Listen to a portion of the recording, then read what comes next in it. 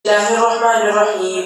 الحمد لله رب العالمين، والصلاة والسلام على سيد الأنبياء والمرسلين وعلى آله وصحبه أجمعين. أما بعد، فإن أصدق الحديث كتاب الله، وأحسن الهدي هدي محمد صلى الله عليه وسلم، وخير الأمور مواسمها، وشر الأمور محدثاتها، وكل محدثة بدعة، وكل بدعة ضلالة، وكل ضلالة في النار. وبسند متصل منا إلى الشيخ الإمام الهمام حافظ الحجة أمير المؤمنين في الحديث أبي عبد الله محمد بن إسماعيل بن إبراهيم بن المغيرة بن بردزبة الجعفي الإمامي البخاري رحمه الله تعالى: اللهم انفعنا بعلومه وعلومهم أجمعين، آمين يا رب العالمين. أنه قال: بسم الله الرحمن الرحيم. باب المعاصي من أمر الجاهلية، ولا يكفر صاحبها بارتكابه إلا بالشرك، لقول النبي صلى الله عليه وسلم: إنك امرؤ فيك جاهلية، وقول الله تعالى: إن الله لا يغفر أن يشرك به ويغفر ما دون ذلك لمن يشاء. وإن طائفتان من المؤمنين اقتتلوا فأصلحوا بينهما فسماهم المؤمنين. الحمد لله رب العالمين، والصلاة والسلام على سيد المرسلين وعلى آله وأصحابه أجمعين. باب المعاصي من أمر الجاهلية، ولا يكفر صاحبها بارتكابها إلا بالشرك. بزرگوں اور بھائیوں اور ہماری مائیں اور بہنیں، پیچھے جو باب آیا تھا اس میں امام بخاری علیہ الرحمہ نے یہ دعویٰ فرمایا تھا کہ تمام کفر برابر نہیں ہوتے، کفر میں بھی فرق ہے. کفر دون کفر،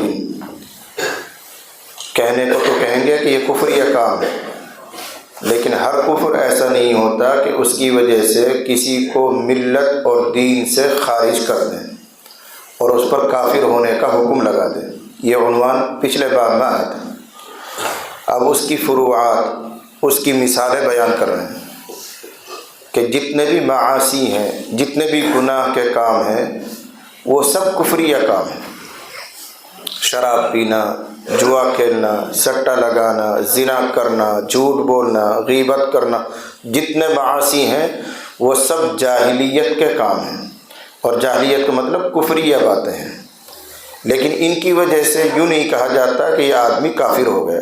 پس معلوم ہوا کہ کفر کے بھی درجات ہیں. جب بالکل اعلیٰ قسم کا کفر کر لیتا ہے کوئی آدمی، جس میں کہتے ہیں کہ ضروریات دین کا انکار کر دے، تو پھر کہتے ہیں کہ یہ کافر ہو گیا. یہ اصل مدعا ہے امام بخاری علیہ الرحمہ کا.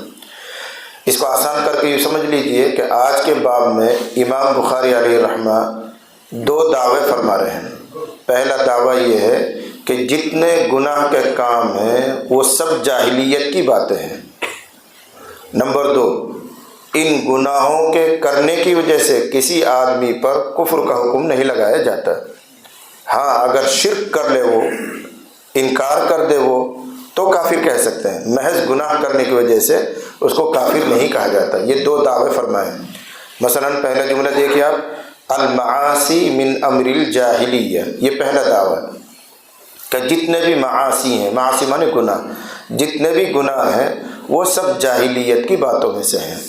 اور جاہلیت کا موٹا سا مطلب یاد رکھیں آپ، کفر کی باتیں، کفریہ باتیں ہیں. لیکن دوسرا دعویٰ ولا یکفر صاحبها، اور گناہ والوں کو یا جاہلیت کا کام کرنے والوں کو کافر نہیں کہا جاتا ہے گناہ کرنے سے بھی، ارتکابها الا بالشرک، مگر شرک کرنے کی وجہ سے. اگر کوئی شرک کر لے تو اس کو کہیں گے مشرک، کافر. لیکن جب تک وہ ضروریات دین کا انکار نہیں کر رہا ہے، خدا کے ساتھ کسی کو شریک نہیں ٹھہرا رہا ہے، صرف گناہ کا ارتکاب کر رہا ہے، تو محض گناہ کا ارتکاب کرنے کی وجہ سے اس کو کافر نہیں کہیں گے. یہی دعویٰ تھا کفر دون کفر، کہ بعض کفر دوسرے بعض سے ہلکے ہوتے ہیں.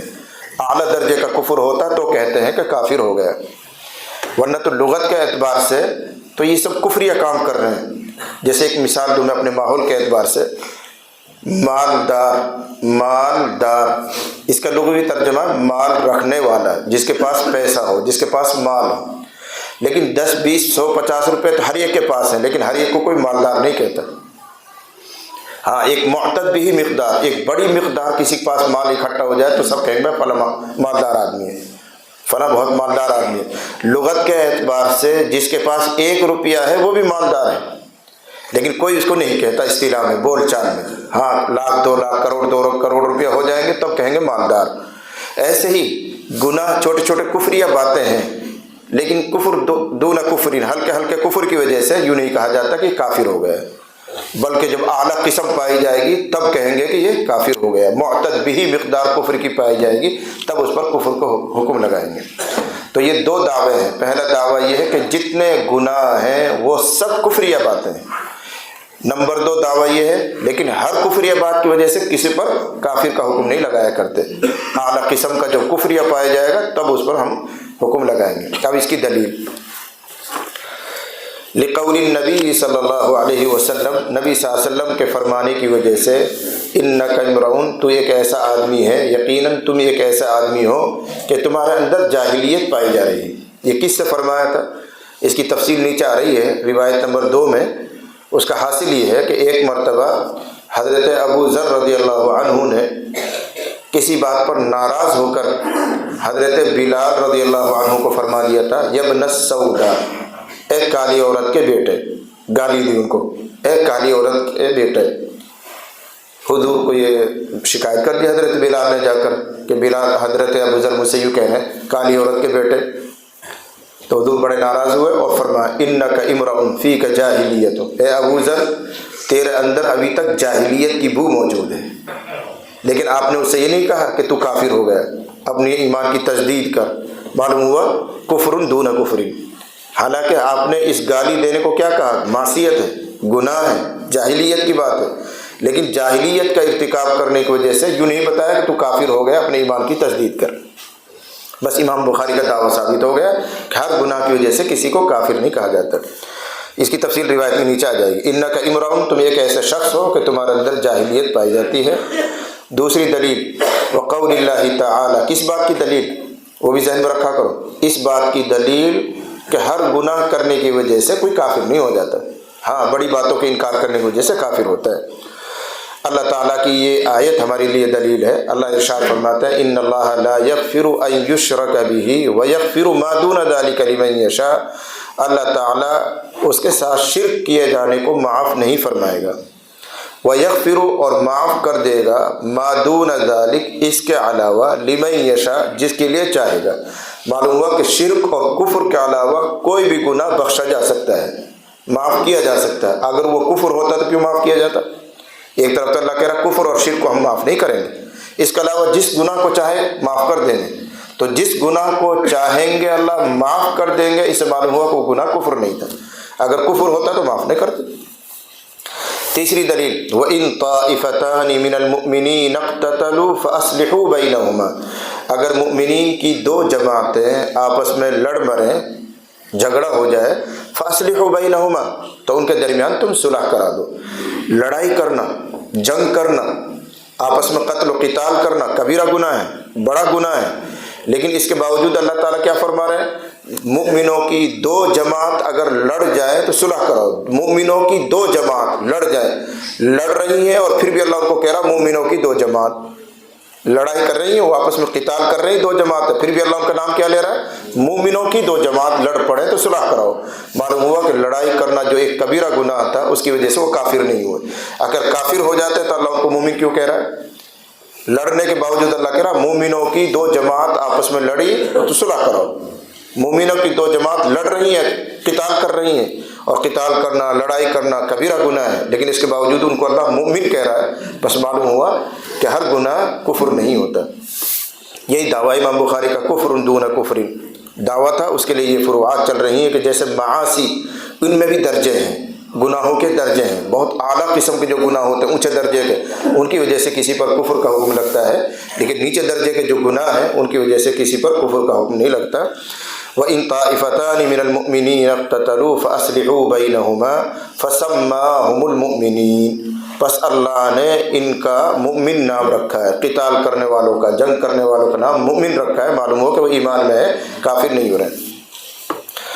اس کے بعد ایک حدیث لا رہے ہیں، 2 حدیثیں باب میں آئیں گی۔ پہلی حدیث آ رہی ہے اور اس کا تعلق اس دوسرے دعوے سے ہے۔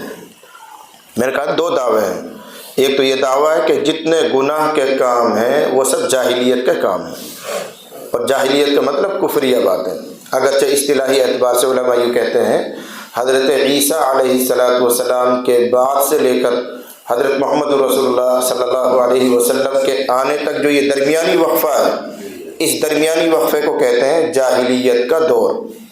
اس دور میں جتنے کام ہوئے ہیں وہ سب جاہلیت ہیں۔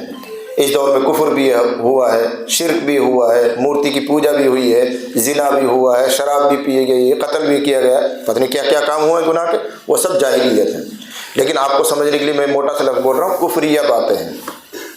تو ایک دعویٰ تو یہ تھا کہ جتنے گناہ ہیں وہ سب جاہلیت کی باتیں ہیں، یہ ایک دعویٰ ہے۔ دوسرا، ہر گناہ کرنے کی وجہ سے کسی کو کافر نہیں کہا جاتا ہے، یہ دوسرے دعوے کی دلیل پہلے آ رہی ہے۔ روایت کی سند تو یہ بعد میں پڑھیں گے۔ حضرت احنف بن قیس، اکثر محققین نے ان کو تابعین میں سے مانا ہے، اور تابعین کے بھی بالکل اول درجے میں سے، جنہوں نے بہت سارے صحابہ کو دیکھا ہے۔ تابعین کے درجے ہوتے ہیں، ان میں یہ سب سے اونچے درجے کے جو تابعین ہیں ان میں سے احنف بن قیس ہیں۔ یہ اپنا واقعہ بیان کر رہے ہیں، اور اس کو سمجھنے کے لیے تھوڑی سی تفصیل ذہن میں رکھیں کہ حضرت علی رضی اللہ عنہ اور حضرت عائشہ رضی اللہ عنہا میں ایک جنگ ہوئی تھی، اس کو جنگ جمل کہتے ہیں۔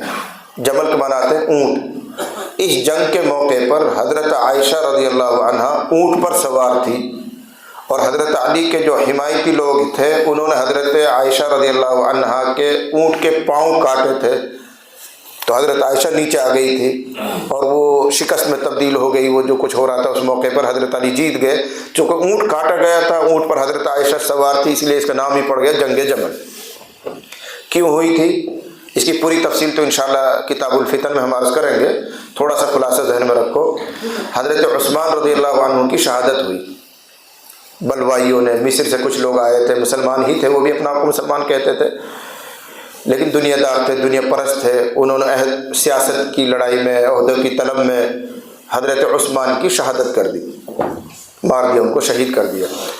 اور مدینے میں جو مسلمان تھے انہوں نے حضرت علی رضی اللہ عنہ کے ہاتھ پر بیعت کر لی، آج سے آپ ہمارے امیر المومنین ہیں، آپ ہمارے ذمہ دار ہیں۔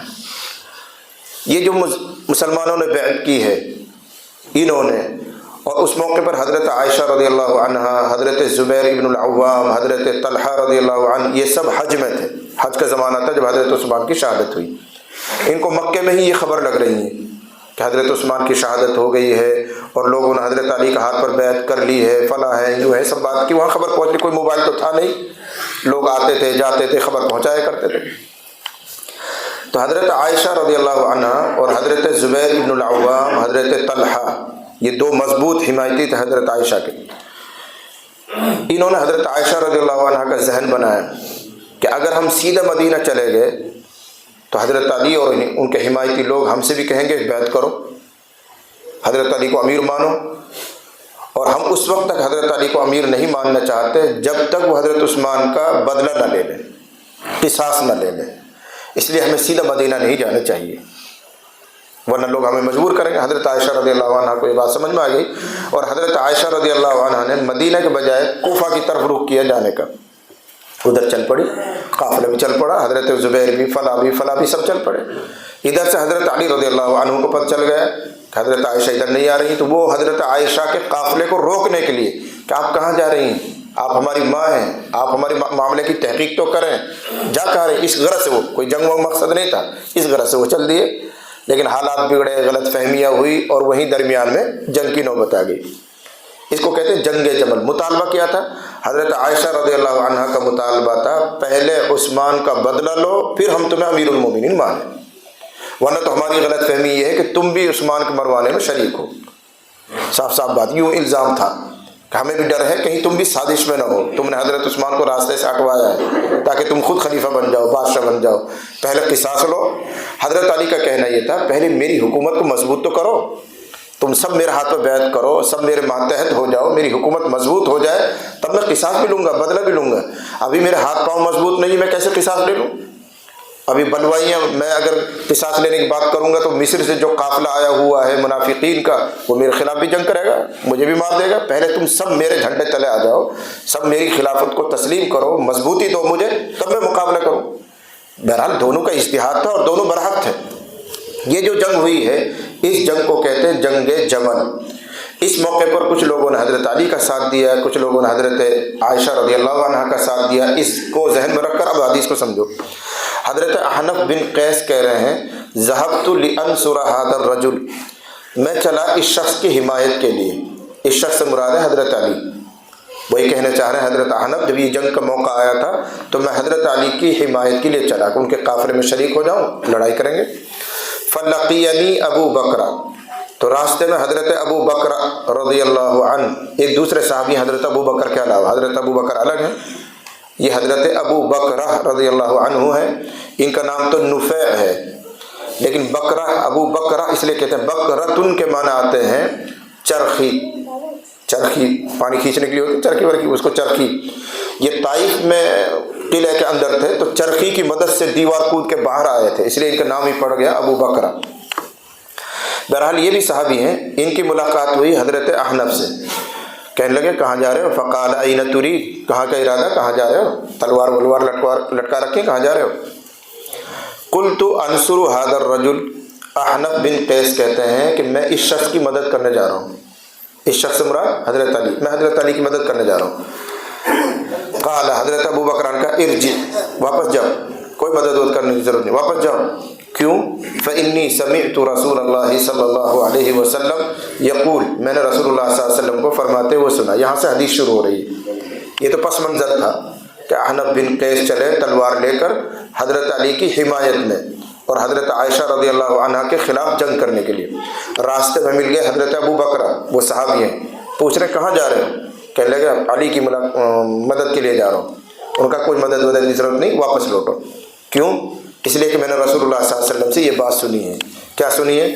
آپ نے فرمایا اذا التقى المسلمان بسیفہما، جب دو مسلمان اپنی تلواروں سے ملیں، یہ لفظی ترجمہ مراد یہ ہے جب دو مسلمان جنگ کے آلات لے کر، بندوق لے کر، توپ لے کر، گولی اور یہ تلوار لے کر، تیر لے کر آپس میں جنگ کریں۔ اذا التقى المسلمان بسیفہما، جب دو مسلمان اپنی تلواروں سے آپس میں جنگ کریں، فالقاتل والمقتول فی النار، تو قتل کرنے والا اور جو مارا جائے وہ دونوں دوزخی ہیں۔ اس لیے تم کہاں جا رہے ہو؟ اگر تیرا ہاتھ سے کوئی قتل ہو گیا تو تو دوزخی، اور اگر تو مر گیا تو دوزخی، دوزخ میں جا رہا ہے، چلو واپس لوٹو۔ سمجھ میں آ گئی بات؟ کیا کہا انہوں نے کہ دو مسلمانوں کی جب آپس میں جنگ ہوتی ہے تو ادھر بھی مسلمان ادھر بھی مسلمان، اگر جو مار دے گا کوئی تو وہ بھی دوزخی، جس کو مار دے گا وہ بھی دوزخی۔ فالقاتل والمقتول کلاہما فی النار، بعض روایتوں میں تو قاتل اور مقتول، قاتل مانا قتل کرنے والا، مقتول جس کو قتل کیا گیا، دونوں دوزخی ہیں۔ تم کہاں جا رہے ہو؟ اگر تم نے کسی کو قتل کر دیا تو تم دوزخی، اور اگر تم قتل ہو گئے تو بھی دوزخی، اس لیے کیوں جا رہے ہو جہنم میں؟ ان کو یہ بات سمجھ میں آ گئی، واپس آ گئے۔ قلت یا رسول اللہ، یہ کہتے ہیں حضرت ابو بکر جب حضور نے یہ بات فرمائی تھی کہ قاتل اور مقتول، مارنے والا جو مارا گیا، دونوں جہنم میں جائیں گے، تو میں نے عرض کیا اللہ کا رسول، ھذا القاتل، یہ قتل کرنے والا یہ دوزخ میں جائے، یہ بات تو سمجھ میں آتی ہے۔ فما بال المقتول، مقتول کا کیا مطلب ہے؟ مقتول کیوں دوزخ میں جائے؟ وہ تو بیچارہ مظلوم ہے، وہ تو مارا گیا، وہ کیوں جا رہا ہے؟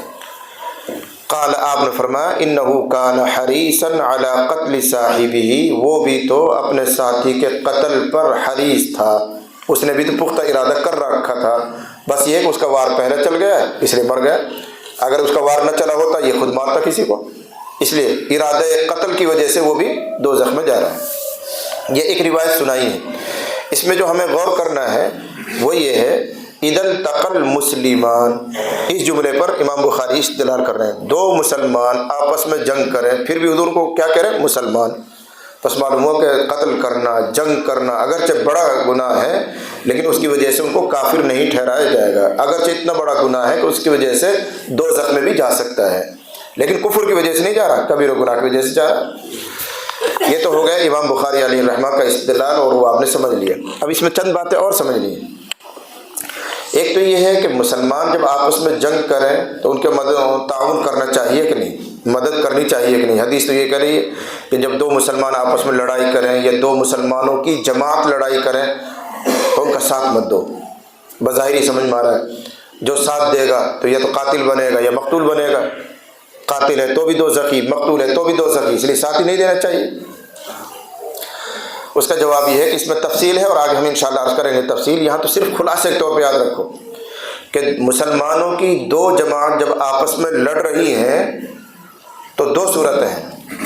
یا تو ان دونوں میں سے کسی جماعت کا حق پر ہونا بالکل واضح ہے اور ہر کوئی متعین کر سکتا ہے کہ یہ حق ہے یہ باطل ہے، تو ایسی صورت میں نہ صرف یہ کہ ساتھ دینا چاہیے بلکہ ساتھ دینا واجب ہے اس جماعت کا جس کو آپ حق پر مان رہے ہیں.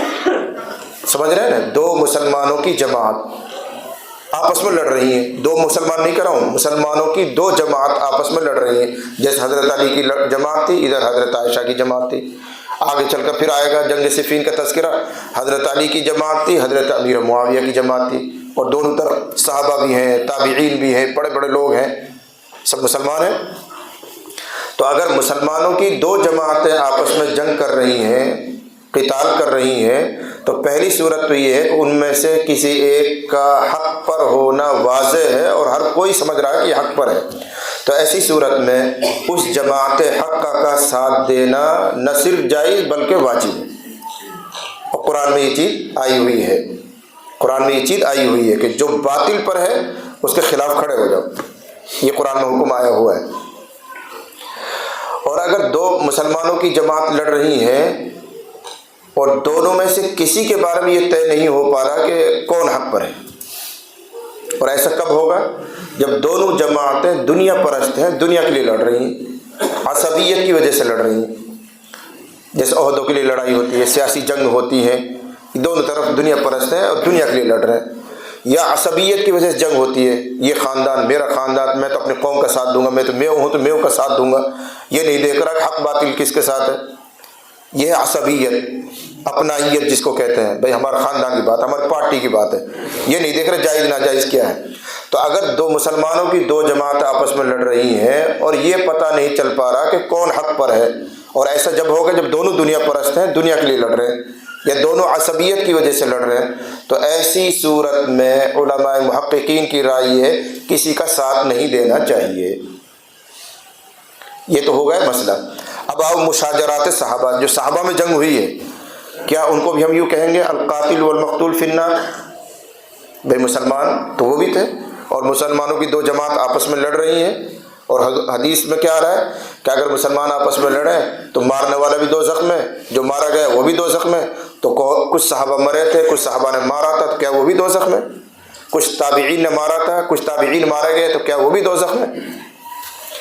دو جواب ہیں. پہلا جواب یہ ہے کہ مشاجرات صحابہ کے بارے میں، مشاجرات صحابہ کی جو آپس میں لڑائیاں ہوئی ہیں، جنگ جمل، جنگ صفین وغیرہ، ان میں لب کشائی نہیں کرنی چاہیے، خاموش رہو، اللہ بہتر جانتا ہے. ایک جواب تو یہ ہے. دوسرا جواب تحقیقی یہ ہے، ان دونوں جماعتوں میں سے کوئی باطل پر نہیں تھا، دونوں نے اجتہاد کیا ہے. یہ کوئی شرعی مسئلہ نہیں تھا، اجتہاد کیا ہے. حضرت علی بھی اجتہاد کر رہے ہیں، حضرت عائشہ بھی اجتہاد کر رہی ہیں. ایسے ہی جنگ جمل کے صفین کے موقع پر حضرت علی بھی اجتہاد کر رہے ہیں، حضرت امیر معاویہ بھی اجتہاد کر رہے ہیں. دونوں طرف مجتہد ہیں، اور حدیث یہ کہتی ہے المجتہد یخطی و یصیب. جو اجتہاد کرتا ہے، سوچ فکر کر کوئی بات طے کرتا ہے، وہ درستگی کو بھی پہنچ سکتا ہے، غلطی کو بھی پہنچ سکتا ہے.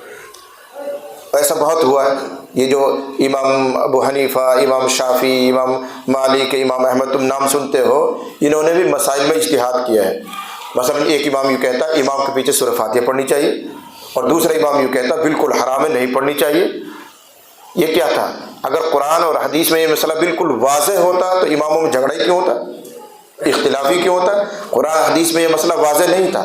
اب ہر ایک نے اپنی عقل سے فیصلہ کیا، دلائلوں کو اکٹھا کیا، قرآن کی آیتوں کو اکٹھا کیا، حدیثوں کو اکٹھا کیا، اور سب کو ملا کر نتیجہ نکالا. تو ایک نے نتیجہ یہ نکالا پڑھنی چاہیے، ایک نے نتیجہ یہ نکالا نہیں پڑھنی چاہیے.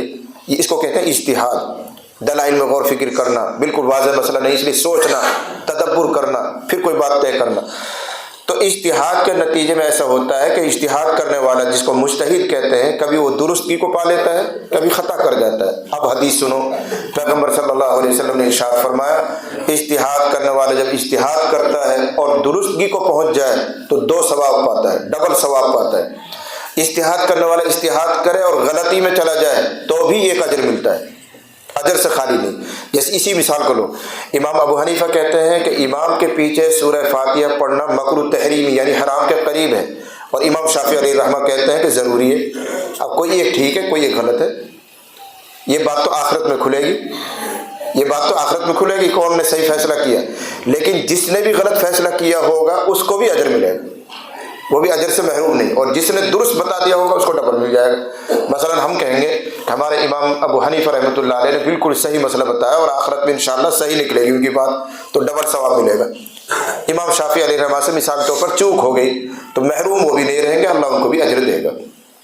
جب اس بات کو سمجھ گیا، آ جاؤ صحابہ میں ان کی جو جنگ ہوئی ہے وہ دنیا پرستی نہیں تھی، وہ عہدے کی لڑائی میں نہیں تھی، انہوں نے اجتہاد کیا تھا اور اپنے اجتہاد میں سے ان میں کوئی ایک غلطی پر تھا کوئی صحیح تھا، جو غلطی پر تھا وہ بھی ثواب پا رہا ہے، پھر وہ دوزخ میں کیوں جائے گا؟ لہذا وہاں یہ قاعدہ نہیں چلے گا القاتل والمقتول فی النار، یہ نہیں، کیوں نہیں چلے گا؟ اس لیے کہ وہ دونوں اجتہاد کر رہے ہیں، دونوں حق پر تھے۔ ہاں غلط فہمی اس میں ہوئی کہ کون برحق ہے، کون اس کے مقابلے میں غلطی پر ہے۔ اجتہادی مسائل میں ایسا ہوتا ہے کہ ایک غلطی کو پہنچ جاتا ہے ایک درستگی کو پہنچ جاتا ہے، لیکن دونوں قابل اجر ہوتا ہے، اس لیے کوئی دوزخ میں نہیں جائے گا۔ حضرت علی رضی اللہ عنہ سے جب یہ مسئلہ پوچھا گیا تو انہوں نے کہا ہمارے اور ان کے مقتول سب جنتی ہیں، ہمارے اور ان کے قاتل سب جنتی ہیں۔ اسی لیے کہا کہ ہماری جو جنگ ہوئی ہے وہ کوئی دنیا کے لیے نہیں ہوئی، ذاتی رائے کے لیے نہیں ہوئی، ہم نے بھی اجتہاد کیا، انہوں نے بھی اجتہاد کیا، انہوں نے اس کو حق سمجھا، ہم نے اس کو حق سمجھا، اس پر لڑائی ہوئی ہے، دونوں طرف مجتہدین ہیں، اور مجتہد کبھی اجر سے خالی نہیں رہتا۔ جب مجتہد اجر سے خالی نہیں رہتا تو اجر کی جگہ جنت ہے، اس لیے وہ جنت میں جائیں گے۔ تو خلاصہ یہ نکال لیجئے کہ قاتل اور مقتول دوزخی جب ہوتے ہیں جب تعصب میں لڑ رہے ہوں، دوزخ اور قاتل مقتول دوزخی جب ہوتے ہیں جب دنیا کے لیے لڑ رہے ہوں۔ اگر وہ حق کے لیے لڑ رہے ہیں اور اس حق میں وہ دونوں اجتہاد کر رہے ہیں لیکن پھر بھی غلطی ہو رہی ہے تو اللہ ان کو معاف فرماتا ہے اور وہ جنت میں جاتا ہے۔ آگے تفصیل جب آئے گی جنگوں کی اور فتن کی تو انشاءاللہ وہاں تفصیل عرض کریں گے۔ یہاں امام بخاری علیہ الرحمہ کا جو منشا تھا صرف اتنا کہ دیکھو رسول اللہ صلی اللہ علیہ وسلم کیا فرمایا، اذا التقى المسلمان بسیفہما، جب دو مسلمان اپنی تلواروں سے لڑائی کر رہے ہوں تو مرے ہوئے لوگ بھی دوزخ میں، مارنے والے بھی دوزخ میں، دوزخ میں ہونے کے باوجود حضور کیا کریں؟ المسلمان۔ معلوم ہوا کہ ہر کفر یا بات سے آدمی کافر نہیں ہوتا، ہر گناہ سے آدمی کافر نہیں ہو جاتا، وہ بعض گناہ ہیں بعض چیزیں ہیں جن کی وجہ سے کفر کا حکم لگاتے ہیں، وہی مدعا ہے کفر دون کفر، ذہن میں وہ رہے۔ جی وبه قال حدثنا عبد الرحمن بن المبارك قال حدثنا حماد بن زيد قال حدثنا أيوب ويونس عن الحسن عن الأحنف بن قيس قال ذهبت لأنصر هذا الرجل فلقيني أبو بكر فقال أين تريد؟ قلت أنصر هذا الرجل قال ارجع فإني سمعت رسول الله صلى الله عليه وسلم يقول إذا التقى المسلمان بسيفيهما فالقاتل والمقتول في النار.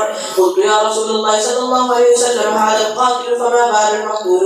قال إنه كان حريصا على اعراب تو صحیح کرو، فما بال المقتول قال إنه كان حريصا على قتل صاحبه. وبه قال حدثنا سليمان بن حرب قال حدثنا شعبة عن واصل الأحدب عن المعرور قال لقيت أبا ذر بالربذة. یہ دوسری حدیث لا رہے ہیں امام بخاری علیہ الرحمہ، معرور سے روایت ہے، معرور ابن سوید پورا نام ہے۔ یہ کہتے ہیں کہ میری ملاقات ہوئی حضرت ابو ذر رضی اللہ عنہ سے ربضہ میں، ربضہ ایک جگہ کا نام ہے،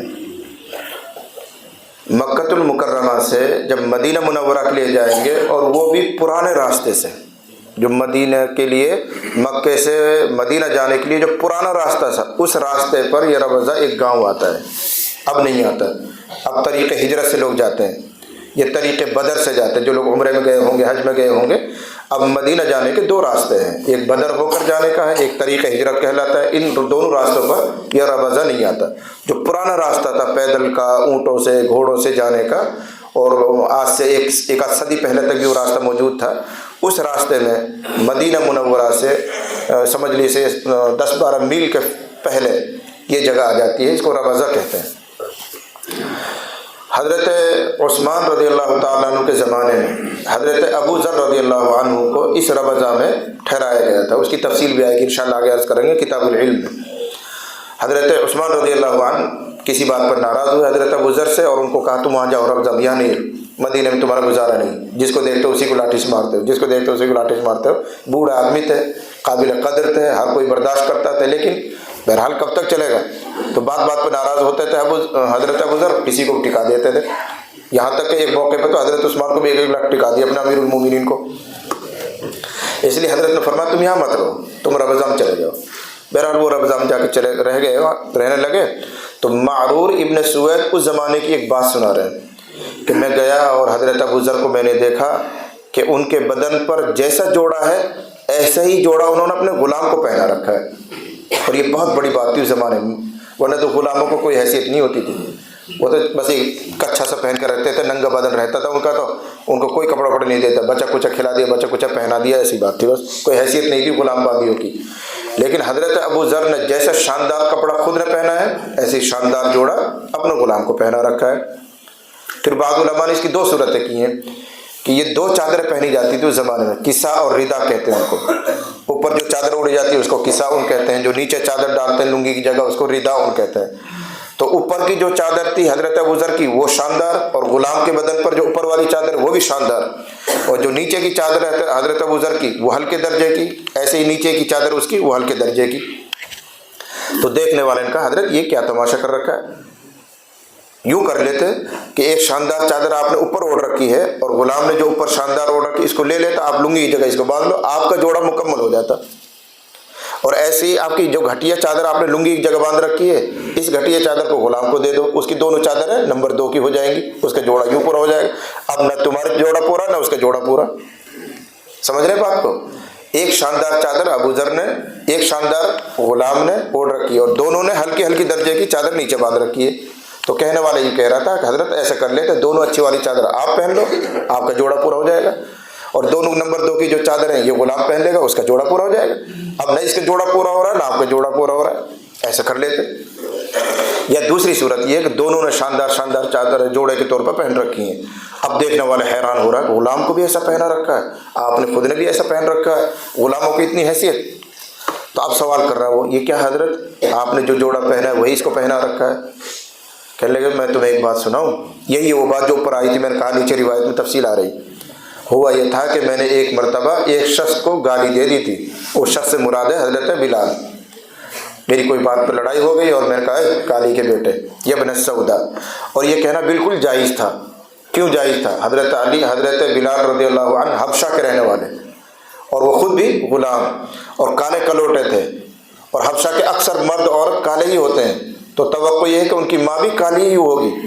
لہذا اگر یوں کہہ دیا ہے اے کالی کے بیٹے، تو کوئی جھوٹ نہیں بولا تھا، سچ ہی بولا تھا، لیکن بہرحال تحقیر مراد تھی، حقارت کے ساتھ کہنا تھا، اس لیے اس کو برداشت نہیں کیا گیا، اس کو گالی شمار کیا گیا. یہاں سے مسئلہ معلوم ہوا اگر کوئی آدمی سچی بات بھی کسی کی تحقیر میں کہے تو وہ بھی ناجائز، سچی بات بھی، لیکن مراد ہے حقارت، ذلیل کرنا چاہ رہا اس کو، تو بھی وہ گالی بن جاتی ہے. جیسے ہم لوگ یہاں کسی کو چڑھانے کے لیے کہتے ہیں بہاری. اب اگر وہ بہار کا ہے بات تو سچی ہے، بہاری تو ہے، لیکن سچی بات بھی اگر اس لیے کہہ رہے ہیں کہ وہ چڑھے، اس کو تکلیف پہنچے، اس کی ذلت ہو، تو سچی بات بھی گالی بن گئی، حقارت مراد ہو. اگر کسی آدمی کوئی آدمی لنگڑا ہے اس کی تحقیر کے لیے ہم کہہ رہے ہیں لنگڑے، بات تو سچی ہے، لیکن یہ کہہ کر اس کی حقارت مقصود ہے، تحقیر کرنا مقصود ہے، تو یہ بھی گالی بن جائے گی. ہر سچی بات کہنے کی نہیں ہوتی. رک کر سمجھو، جتنی غیبتیں ہوتی ہیں وہ سب سچی ہوتی ہیں، صدق ہے وہ 100% صدق سچائی ہے، لیکن کبیرہ گناہ ہے، ہر سچ کہنے کے لیے نہیں ہوتا. اور بہت سے لوگ کہتے ہیں میں کوئی جھوٹ چھوڑ کے میں تو آپ منہ پہ کہہ دوں، کہتے کہ نہیں، ارے میں تو آپ منہ پہ کہہ دوں. اگر اس میں وہ عیب ہے، اس میں وہ برائی ہے، پیٹھ پیچھے آپ اس برائی کا تذکرہ کر رہے ہیں تو ہی تو وہ غیبت ہے، یعنی بات تو سچی ہے. اگر وہ جھوٹی بات ہوتی، وہ عیب اس میں نہیں تھا اور آپ کہہ رہے ہوتے، تب تو بہتان ہے، وہ الگ گناہ ہو جاتا ہے. پھر تو غیبت سچی ہی ہوتی ہے، لیکن سچ ہونے کے باوجود گناہ ہے. معلوم ہوا کہ ہر سچ ثواب کا کام نہیں ہے، بعض سچ ایسا بھی ہوتا ہے کہ اس کے بولنے میں گناہ ہوتا ہے، جیسے غیبت سچ ہوتا ہے لیکن اس کے کہنے میں گناہ ہے. اور بعض موقع ایسا آتا ہے کہ سچ بولنے میں گناہ ہو جاتا ہے، بلکہ آپ دوزخ میں بھی جا سکتے ہیں سچ بولنے میں. سمجھ رہے ہیں اس کو؟ کہیں آئے گی تفصیل تو بتائیں گے ہم. مثلا ایک آدمی کے پیچھے کوئی دشمن پڑ رہا ہے، دوڑ رہا ہے اس کو مارنے کے لیے، وہ دوڑا دوڑا آیا امام صاحب کے پاس، یہاں میرے پیچھے ایک آدمی دوڑ رہا، مجھے کھا لے. امام صاحب نے اس کو کہا میرے حجرے میں گھس جا، گھسا دیا. اب دوڑ دوڑ پیچھے دشمن بھی آ گیا. اب تک دیکھو کہ آیا کہ ایک آدمی. اب دو صورت ہے، یا تو امام صاحب صوفی جی بن جائے کہ بھائی بالکل صحیح بات ہے، مجھے معلوم ہے میرے کمرے میں ہے، یا تو سچا بنے گا یہ. اگر اس نے یہ کہہ دیا کہ میرے کمرے میں ہے اور اس نے جا کر اس کو قتل کر دیا تو مسئلہ یہ ہے کہ یہ بھی قاتل ہے شریعت میں، دوزخ میں یہ بھی جائے گا امام صاحب بھی.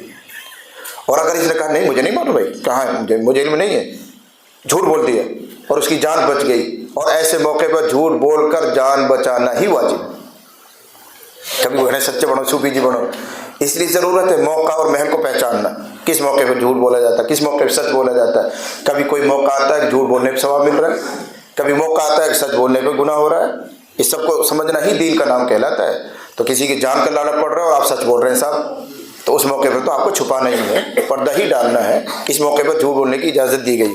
تو بہرحال انہوں نے کہا کہ میں نے بلال کو کہہ دیا تھا یبن السودا، اے کالی عورت کے لڑکے، اے کالی عورت کے بیٹے. انہوں نے جا کر حضور سے شکایت کر دی تو حضور علیہ الصلوۃ والسلام نے فرمایا ابو ذر تیرے اندر ابھی تک جاہلیت کی بو موجود ہے، جو کفری باتیں تم کرتے تھے آج بھی بو موجود ہے. ابھی تم اس چیزوں کو دیکھ رہے ہو، کون کالا کون گورا، اللہ کے نزدیک اس کالے گورے کی کوئی قیمت نہیں. یہ اصلاح فرما رہے ہیں. بہرحال یہ بھی تو ابو ذر ہی تھے، تربیت یافتہ تھے. حضور کی بات سے اتنی تنبیہ ہوئی، بعض روایتوں میں آتا ہے کہ وہیں لیٹ گئے، اپنے رخسار کو زمین پر رگڑا، اپنے رخسار کو زمین پر، اور قسم کھا لی کہ جب تک بلال رضی اللہ عنہ آ کر میرے دوسرے رخسار پر پاؤں نہیں رکھیں گے میں نہیں اٹھوں گا. اب لوگوں نے اٹھانا چاہا کہ حضرت کیا کر رہے ہیں، لیکن نہیں اٹھے. بلال کو جا کر کہا گیا، حضرت بلال آئے، بڑی ہمت کر کے انہوں نے اپنے پاؤں ابو ذر کے رخسار پر رکھا. تب حضرت ابو ذر نے اپنے منہ مٹی سے اٹھایا. ان کو احساس ہوا بھائی میں نے واقعتاً غلطی کی ہے. تو اس وقت رسول اللہ صلی اللہ علیہ وسلم نے فرمایا تھا کہ جو آدمی غلام رکھتا ہو اور اپنے غلام کو وہی کھلائے جو خود کھاتا ہے، اپنے غلام کو وہی پہنائے جو خود پہنتا ہے، تو اس لیے میں اپنے غلام کو وہی پہناتا ہوں جو خود پہنتا ہوں. اس لیے میں نے میرا جوڑا اور اس کا جوڑا ایک سا ہے. اس موقع پر یہ تفصیل انہوں نے سنائی. اجر و ثواب روایت میں آ رہا ہے. حضرت معرور ابن سوید کہتے ہیں کہ میری ملاقات ہوئی ابو ذر سے ربضہ میں، وعلیہ حلۃ، ان کے بدن پر ان کے جسم پر ایک جوڑا تھا خاص قسم کا، وعلی غلامہ حلۃ، ان کے غلام پر بھی ایک جوڑا تھا اسی طرح کا جیسے انہوں نے پہن رکھا ہے. فسألتہ عن ذلک، میں نے حضرت ابو ذر سے اس کے بارے میں پوچھا کہ ایسا کیوں ہے کہ آپ کا جوڑا بھی ایسے ہی، بالکل اس کا جوڑا بھی ایسے ہی، ایسا کوئی کرتا ہی نہیں. فقالت، حضرت ابو ذر رضی اللہ عنہ نے فرمایا انی ساببت رجلا، میں نے ایک شخص کو گالی دی تھی. اس شخص سے مراد ہے حضرت بلال. فعیرتہ، اور میں نے ان کو شرم دلائی، عار دلائی ان کی ماں کے نام سے، بأمہ، ماں سے. نیچے لکھا ہوا ابن سودا میں نے کہا تھا. فقال لی النبی صلی اللہ علیہ وسلم، تو حضور نے مجھ سے فرمایا تھا اے ابو ذر اعیرتہ بأمہ، تم نے ان کو شرم دلائی ہے ان کا ماں کا نام لے کر. تم ایک ایسا شخص ہو کہ تمہارے اندر جاہلیت کی بات پائی جاتی ہے. اخوانکم خوالکم، خوالکم تمہارے ماتحت، خول مانے ماتحت، تمہارے ماتحت تمہارے بھائی ہیں. نحوی ترکیب کے اعتبار سے یوں ہونا چاہیے تھا خوالکم اخوانکم، لیکن تاکید کے لیے، اہمیت کے لیے اخوانکم کو مقدم کیا. تمہارے بھائی ہیں وہ جو تمہارے ہاتھوں کے نیچے رہتے ہیں، تمہارے ملازم، تمہارے نوکر، تمہارے غلام، وہ بھی بھائی ہیں، بھائی جیسا معاملہ کیا کرو. جعلہم اللہ تحت ایدیکم، اللہ تعالیٰ نے ان کو تمہارے ہاتھوں کے نیچے کر دیا ہے. یہ تو اس کی تقسیم ہے، کسی کو مالدار بنایا، کسی کو غریب بنایا، کسی کو سیٹھ بنایا، کسی کو نوکر بنایا. تو اس کا یہ مطلب نہیں تم ان کو جانوروں کی طرح برتو، انسانیت کا احترام کرو. پھر حکم دیا فمن کان اخوہ تحت یدہ، جس شخص کا بھائی اس کے ماتحت ہو، بھائی کہا اس کو، ہے نوکر ہے غلام لیکن ہے تو بھائی، مسلمان ہونے کی وجہ سے بھی، انسان ہونے کی وجہ سے بھی، تو جس کا بھائی اس کے ماتحت ہو فَلْيُطْعِمْهُ مِمَّا يَأْكُلُ، تو اسی میں سے کھلائے جس میں سے خود کھاتا ہے، اور وہی پہنائے جس میں سے جس کو وہ خود پہنتا ہے. وَلَا تُكَلِّفُوهُمْ، اور ان کو مکلف مت بناؤ ایسے کام کا جو ان پر بھاری پڑے، جو ان پر غالب آ جائے. اور اگر تم ان کو مکلف بناؤ کسی بھاری کام کا تو خود مدد کرو. کوئی بھاری کام ان کو دے دیا تو ساتھ لگ کر ہاتھ بٹاؤ، کام دو ان کو۔ یہ حضور نے ہدایت فرمائی تھی کہ اپنے غلاموں کو وہی کھلایا کرو جو خود کھاتے ہو، اپنے غلاموں کو وہی پہنایا کرو جو خود پہنتے ہو۔ اس لیے ابو ذر رضی اللہ عنہ نے اپنے غلام کو وہی جوڑا پہنا رکھا تھا جو خود نے پہنا تھا انہوں نے۔ اس میں آپ کو غور کرنا پہلے دعوے کی دلیل ہے۔ پہلا دعویٰ کیا تھا کہ جتنے معاصی ہیں وہ سب جاہلیت ہیں، اور حضرت ابو ذر نے بھی ایک گاڑی دی تھی تو حضور نے فرمایا تمہارے اندر ایسی بات ہے جو جاہلیت ہے۔ بس یہ دعویٰ ہے اور دلیل اس کی۔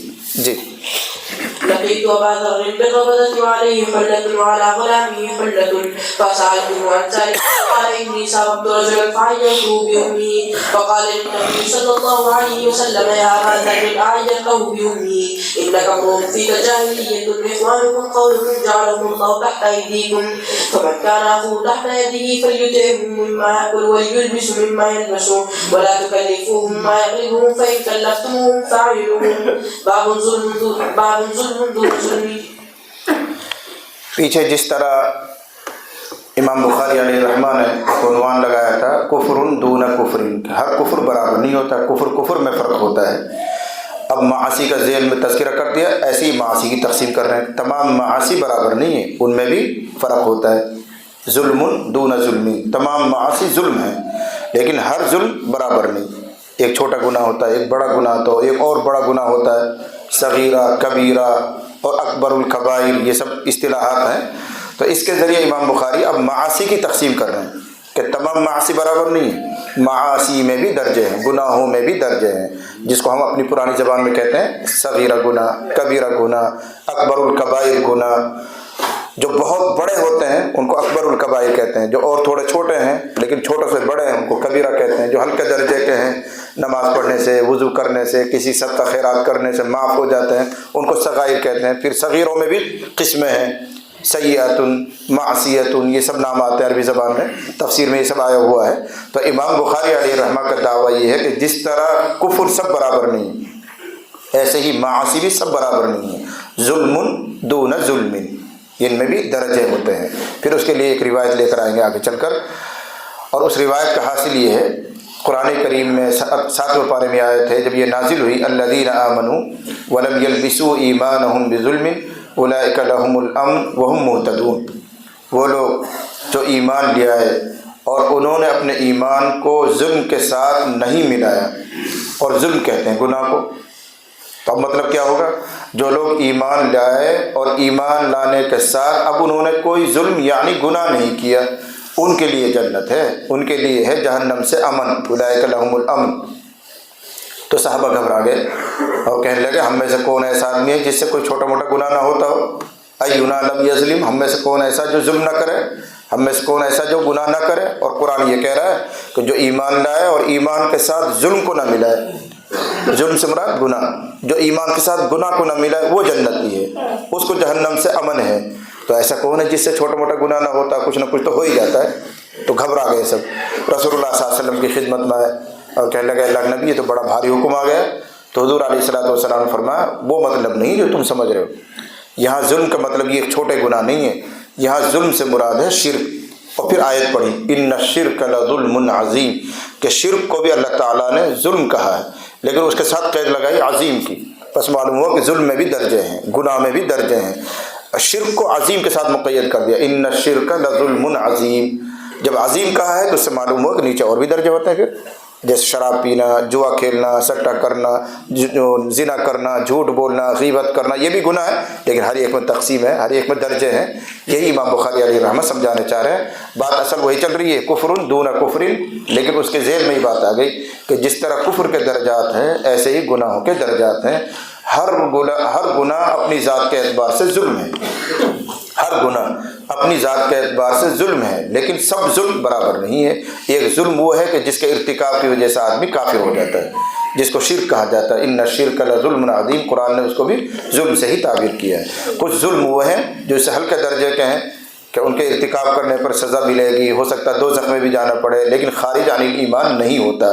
اور یہ سب باتیں اس لیے کہہ رہے ہیں، آپ کو یاد ہوگا میں نے عرض کیا تھا معتزلہ اور خوارج پر تردید، ان کی رائے یہ ہے کہ جو کبیرہ گناہ کا ارتکاب کر لے وہ ایمان سے باہر ہو جاتا ہے، کفر میں داخل ہو جاتا ہے۔ میں نے تفصیل سے آپ کو بتایا تھا جب کتاب الایمان شروع ہوئی ہے، ان کے خلاف تردید ہے کہ دیکھو وہ آدمی گناہ کر رہا ہے، کوئی قتل کر رہا ہے، کوئی فلاں گناہ کر رہا ہے، پھر بھی ان کو مومن کہا جا رہا ہے، پھر بھی مسلمان کہا جا رہا ہے، پھر بھی فلاں کہا جا رہا ہے، ان کو ملت سے خالی نہیں کہا جا رہا. یہی اہل حق و اہل سنت والجماعت کا عقیدہ ہے کہ کبیرہ گناہ کا کرنے والا کافر تو نہیں ہوتا، اس کا ایمان باقی رہتا ہے، الا کہ وہ دل سے ہی انکار کرنے والا بن جائے، اللہ کی ذات کا، صفات کا اور ضروریات دین کا انکار کرے تو الگ بات ہے. جی. وبه قال حدثنا ابو الوليد قال حدثنا شعبة تحرير قال حدثني بشر قال حدثنا محمد عن شعبة عن سليمان عن ابراهيم عن علقمة عن عبد الله لما نزلت الذين امنوا ولم يلبسوا ايمانهم بظلم قال اصحاب رسول الله صلى الله عليه وسلم اينا لم يسلم فانزل الله عز وجل ان الشرك لظلم عظيم باب علامة المنافقين. ابھی یہ بات آئی تھی کہ لغت کے اعتبار سے سارے گناہ کفر ہیں، لیکن ہر کفر کی وجہ سے کسی کو کافر نہیں کہا جاتا. ایسے ہی نفاق اس سے ملتی جلتی ایک چیز ہے، کفر اور نفاق اس سے ملتی جلتی ایک چیز ہے. ان گناہوں کے ارتکاب کی وجہ سے اگرچہ کسی پر کفر کا حکم تو نہیں آتا، لیکن ان گناہوں کے ارتکاب کی وجہ سے اس پر نفاق کا حکم آ جاتا ہے. اس لیے اس مناسبت سے یہ باب آیا کہ مثلا کوئی آدمی جھوٹ بولتا ہے تو کافر تو نہیں کہیں گے، لیکن یوں کہیں گے کہ نفاق کی ایک علامت اس میں پائی جا رہی ہے، اور اس کو ہم کہہ سکتے ہیں منافق عملی ہے. کوئی آدمی وعدہ خلافی کرتا ہے، کوئی آدمی گالی بکتا ہے. ابھی بیچ میں بیان آیا کہ گالی بکنے سے حضرت ابو ذر کو نہیں کہا گیا کہ تم کافر ہو گئے، لیکن اگر کوئی آدمی گالی بکتا ہے، اس کا مزاج بن جائے، عادت پڑ جائے، تو اس کو کہہ سکتے ہیں کہ منافق عملی ہے. امام بخاری یہ سمجھانا چاہ رہے ہیں کہ جس طرح کفر کے درجے ہیں ایسے ہی معاصی کے درجے ہیں، لیکن ان معاصی کی وجہ سے کسی پر آپ کفر کا حکم نہیں لگا رہے ہیں. ہاں، کفر کے ملتی جلتی چیز ایک نفاق ہے، معاصی کی وجہ سے وہ نفاق کا حکم لگ سکتا ہے. یہ مدعا ہے. پھر یہاں رک کر سمجھو، نفاق کی دو قسمیں ہیں. ایک عقیدتاً نفاق کہلاتا ہے، نفاق اعتقادی کہتے ہیں اس کو ہماری زبان میں.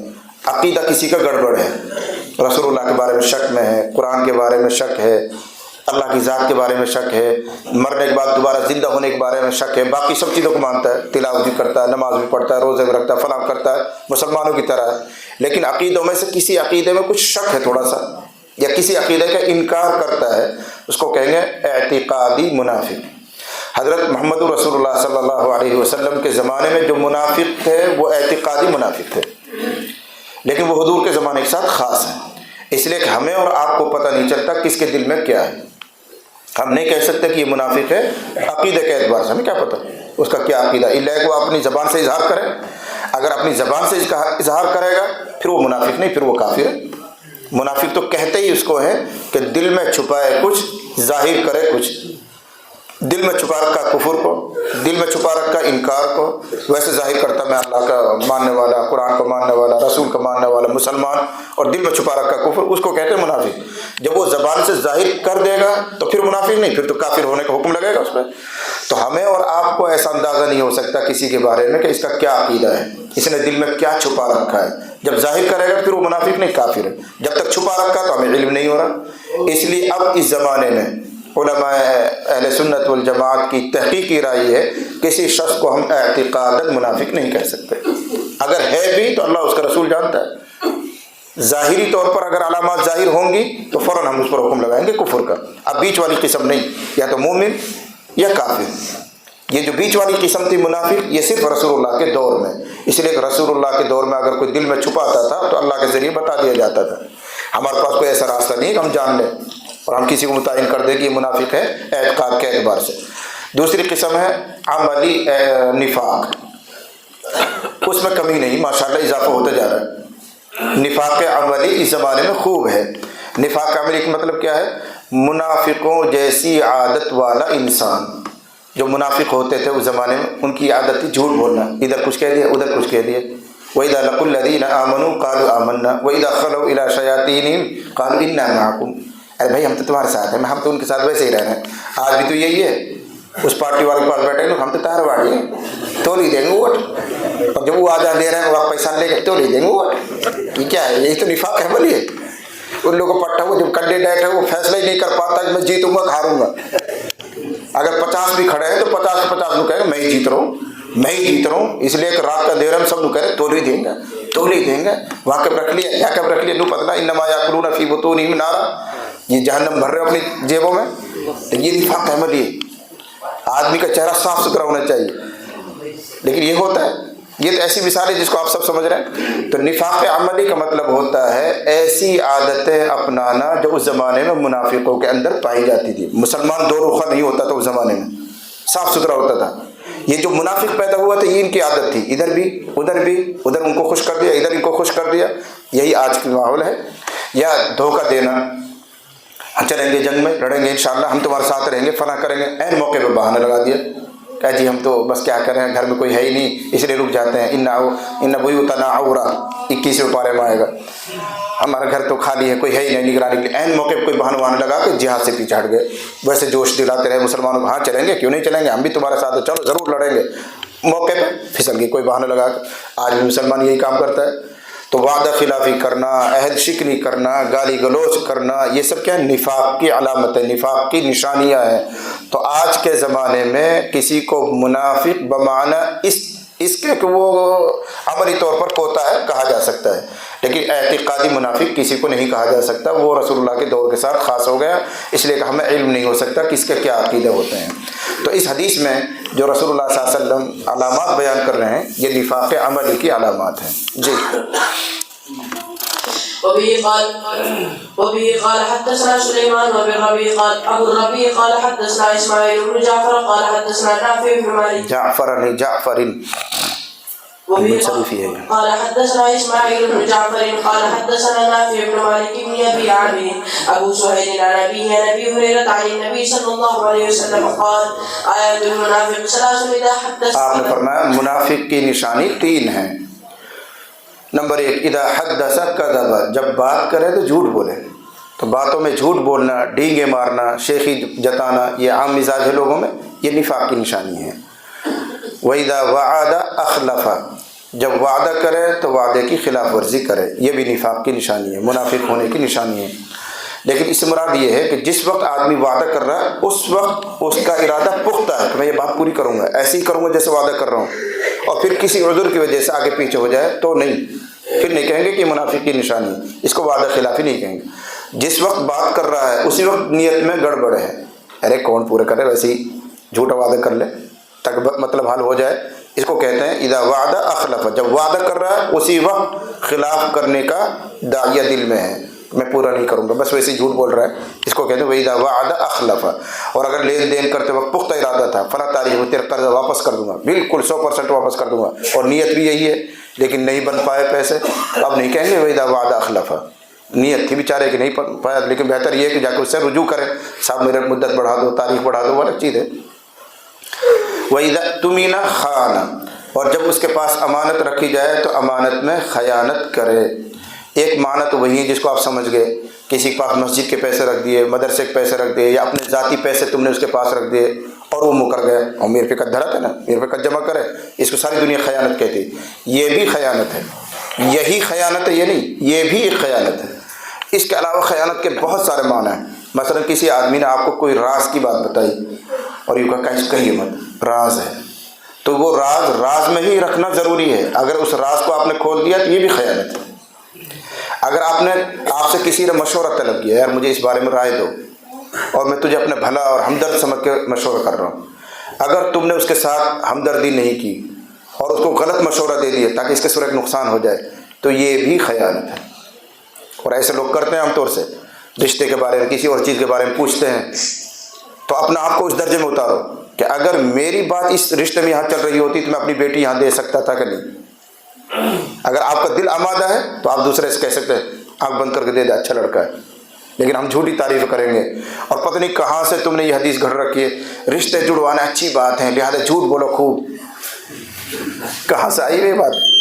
جب پوچھیں سگائی وگائی کے معاملہ، ہاں گھنی ساری بیگہ زمین ہے اور ایک نو ہے، یہ جھوٹ بولتے ہیں، اور دلیل کیا؟ رشتے جڑوانا اچھی بات ہے، بڑے محقق ہیں، اچھے لوگ۔ رشتے جڑوانا اس کا مطلب یہ کہ رشتہ ہو گیا، نکاح ہو گیا، رخصتی ہو گئی، اب کسی وجہ سے ان میں گڑبڑ ہو رہی ہے، ٹوٹنے کی نوبت آ رہی ہے، اب اس کو جڑوانا، ان میں صلح کروانا، اس میں 19-20 تھوڑا بہت جھوٹ ووٹ سے بولنا پڑے، یہ چل جائے گا۔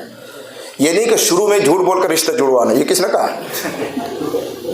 یہ کرتے ہیں لوگ، اور ذہن میں یہی ہے کہ رشتہ جڑوانا بڑی تو بات ہے، اچھی بات ہے، اب جھوٹ بولیں گے اس کے لیے اتنی بیگھہ زمین ہے اور ایسے ہے ویسے فلاں ہے، پتہ نہیں کیا ہے، وہ غلط ہے۔ یہ جیسے کوئی معلوم کرو ویسے بتاؤ، بھائی ہماری نظر میں وہ ایسا آدمی ہے، اب تمہاری مرضی کرنا ہے کہ نہیں کرنا، وہ تم سے مشورہ طلب کر رہا ہے اور تمہیں اس کے بارے میں کوئی 19-20 کی کمی معلوم ہے تو صاف کہو کہ اگر میری نوبت آئی ہوتی تو شاید میں اپنی بیٹی اس کو نہ دیتا بھائی، اب تم جانو تمہارا کام جانو۔ اگر خود اس معیار پر اتر سکتے ہو کہ تمہارا نمبر آ جائے تو اپنی بیٹی وہاں دے دو تو کسی کو رائے دے دو، ہاں دے سکتے ہو، جاؤ، اچھا آدمی ہے، بھروسہ مند آدمی ہے۔ یہ جو بات مشہور ہے نا رشتہ جڑوانا، اس کا مطلب یہ جب ٹوٹنے کی نوبت آ رہی ہو، خراب ہونے کی بات آ رہی ہو، رشتہ جڑا ہوا ہے، پہلے سے نکاح ہو گیا، آنا جانا ہے، اب نوبت آ رہی ٹوٹنا ٹاٹنے کی، تو پھر وہاں جوڑنا، اس کو نبھانا، اس میں تھوڑی بہت جھوٹ بھی چل سکتی ہے، جب آدمی صلح کرواتا ہے تو جھوٹ بول سکتا ہے، اس کو جڑوا دے، اس وقت کی وہ باتیں ہیں، شروع میں نہیں ہے، دھوکہ نہیں دینا چاہیے کسی کو، اگر کوئی رائے دے تو صاف صاف رائے دینی چاہیے۔ جی آية المنافق 3 إذا حدث كذب وإذا وعد أخلف وإذا اؤتمن خان. وبه قال حدثنا قبيصة بن عقبة قال حدثنا سفيان عن الأعمش عن عبد الله بن مرة عن مسروق عن عبد الله بن عمرو أن النبي صلى الله عليه وسلم قال۔ اس روایت میں 4 نشانی بیان کر رہے ہیں، آپ نے فرمایا 4 باتیں من کن فیہ جس میں ہوں گی وہ پکا منافق ہے، کان منافقا خالصا، پکا منافق ہے، اس کے منافق عملی ہونے میں کوئی شک نہیں ہے۔ اور حضور فرما رہے تھے اپنے زمانے میں، وہ بات بالکل صحیح ہے، میرے زمانے کی جو جن میں یہ بات ہوں گی وہ پکا منافق ہے، اعتقادی ہے، کوئی شک والی بات نہیں۔ تو حضور نے فرمایا تھا اپنے زمانے کے اور اپنے دور کے اعتبار سے کہ میرے دور میں رہتے ہوئے جس آدمی میں یہ 4 باتیں ہوں گی اس کے منافق حقیقی ہونے میں، اعتقادی منافق ہونے میں کوئی شک نہیں ہے۔ لیکن اس دور میں ہم کسی پر حکم نہیں لگا سکتے، اس لیے علماء اب ترجمہ کریں گے جس میں یہ 4 باتیں ہوں گی وہ منافق عملی ہے، عملاً منافق کہلائے گا۔ کیا ہیں وہ 4 باتیں؟ ومن کانت فیہ خصلۃ من، اور جس کے اندر ان 4 میں سے کوئی ایک خصلت ہوگی، ایک عادت ہوگی، تو اس میں نفاق کی ایک عادت ہے، یہاں تک اس کو چھوڑیں۔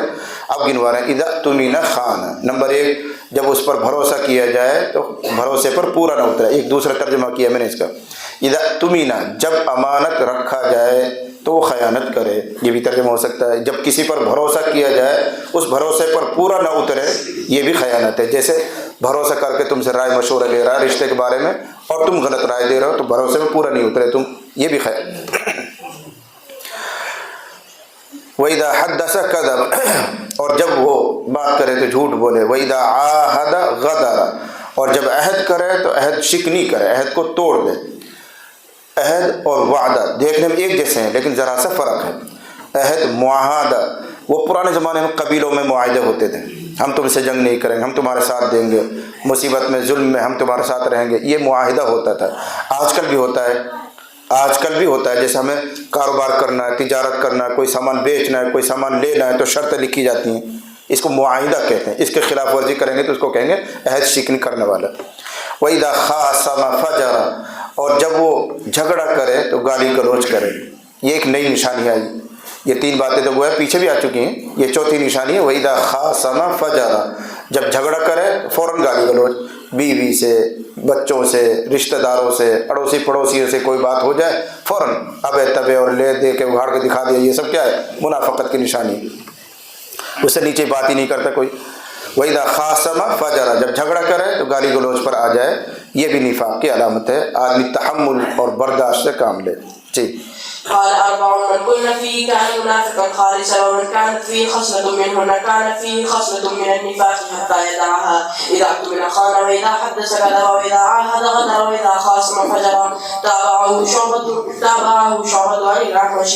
جس طرح سفیان ثوری نے اس حدیث کو اعمش سے نقل کیا ہے، اسی طرح امام شعبہ نے بھی اس کو لیا ہے اعمش سے۔ یہ مطلب ہے تابعہ، شعبہ نے متابعت کی ہے، پیروی کی ہے سفیان کی، جس طرح سفیان عن الاعمش ایسے ہی شعبہ عن الاعمش، یہ سند بھی مروی اور ثابت ہے۔